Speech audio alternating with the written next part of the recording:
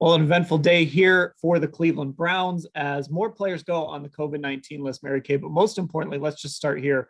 Saturday's game is no longer on Saturday. It was moved to Monday at 5 o'clock p.m. Probably the right move by the NFL here with what was going on with the Browns. They're now at 20 players on the COVID list, with Jadeveon Clowney to be added on Saturday, plus 3 practice squad players. So the NFL, look, they waited, but they decided to move the game, and this is definitely going to help the Browns.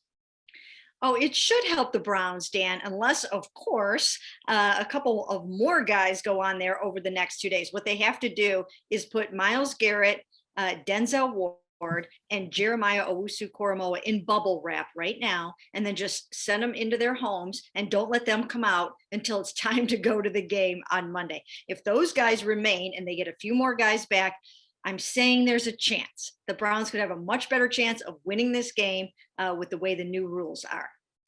Now, the best news today was Anthony Walker. Well, aside from the game getting moved, was Anthony Walker is back. So they're getting at least one defensive starter back. They did lose 2 linebackers in Mack Wilson and Tony Fields, but those guys mostly depth.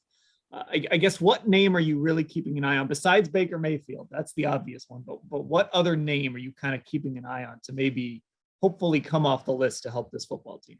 Well, there are a couple, but I would say that one of them would be Jarvis Landry. This is the time of year that you would really like to have Jarvis Landry out there. And if Baker Mayfield makes it back, obviously he's going to need some good targets, somebody that he feels really comfortable with, and somebody that can just produce in the clutch. This is the time of year that guys like that, those Pro Bowlers, they come up big. They know what's at stake. He brings not only on the field leadership, but off the field leadership, and just sort of that inspirational vibe they need.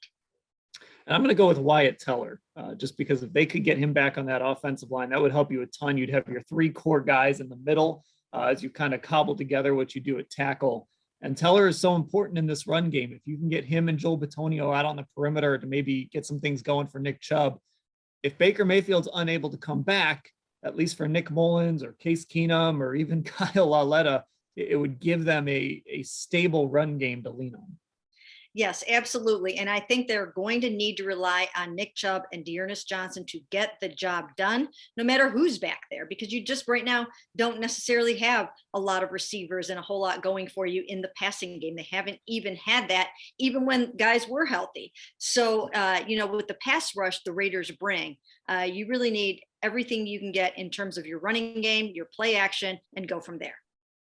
Okay, the Browns will return to the practice field on Saturday. Now they will practice. That's actually going to kind of be their normal Friday schedule. They'll take the practice field at 11 on Saturday. We'll hear from coach and players after practice as they are now preparing for a Monday game, 5 o'clock, First Energy Stadium against the Raiders. And we will cover everything that happens. And believe me, there is a lot that will likely happen between now and then, all at cleveland.com/Browns.